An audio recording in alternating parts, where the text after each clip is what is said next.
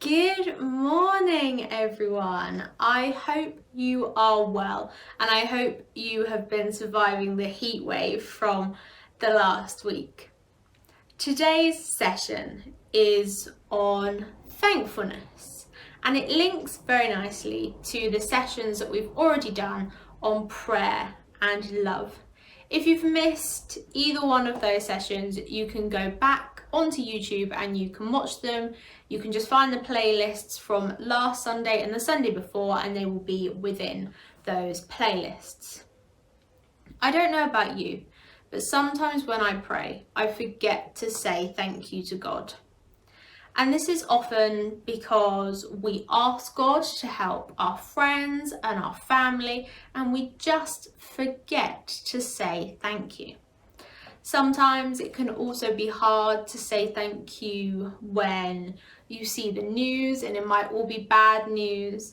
But there are so many things that we can be thankful for, even in the strange time that we are living in now. We are very lucky here in the UK that we have access to things like the NHS, we have clean running water, and we also have the freedom to talk about our faiths. And the list goes on and on about the things that we have in this country and the privileges that we have in this country. And they can be a starting point for when it comes to thanking God. It says in Psalm 9 verse 1, "I will give thanks to you, Lord, with all my heart." Many of the Psalms are on thankfulness, and they are just lists of praise and thanks from the writer to God. And the Psalms are a very good place to start for thankfulness because some of them are so rich in what they talk about.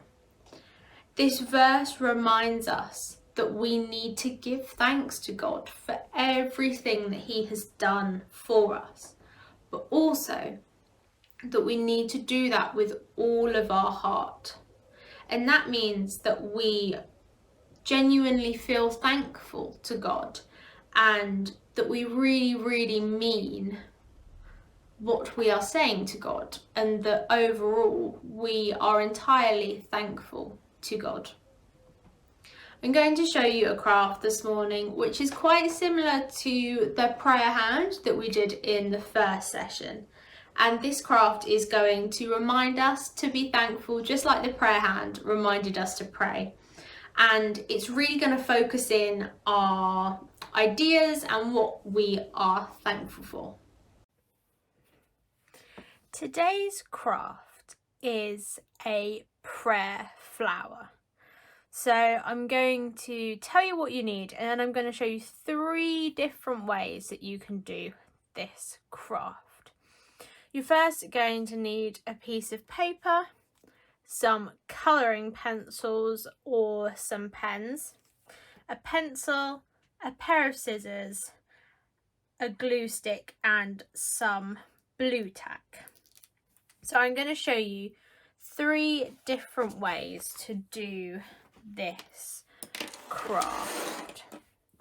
The first way is a very simple drawing, and it looks like this. So what you're going to do is you are going to draw a flower. So you're going to draw a circle in the centre, which is the centre of your flower, and you can write thankfulness flower in the middle if you want to, just to remind you what it is. And then you're going to draw as many petals as you want. I drew 5 around your flower, and then you can just draw a stem to make it look like a flower. So on my flower, as I've said, I have 5 petals. So I thought of 5 different things that I was thankful for, and I wrote them down onto each petal, and then I just coloured in each petal. So this is the first way. It's just a simple drawing just like the prayer hand that we did in the first week. The second and third way are a little bit more complex. So what I have done here is, again, I have drawn a circle in the middle and written thankfulness flower. But instead of drawing the petals onto this piece of paper, I drew them on another piece of paper and I stuck them down. This just makes the flower look a little bit more 3D. So the first way of doing this type is sticking it, gluing it on. So I'm just going to put a little bit of glue around the flower, and then I'm going to stick that there. Another way that you can do this type and still have it 3D is you could blue tack your petals on. And by blue tacking your petals on, this means that, say for example, you'd prayed and you said you were thankful for music, you could then take that off and replace it with something else. So you could just put some blue tack on the back and then just stick down your petal, and then once you are finished, you can just remove that petal and add a new one, and then you can draw a stalk as well, just to make sure it looks like a flower.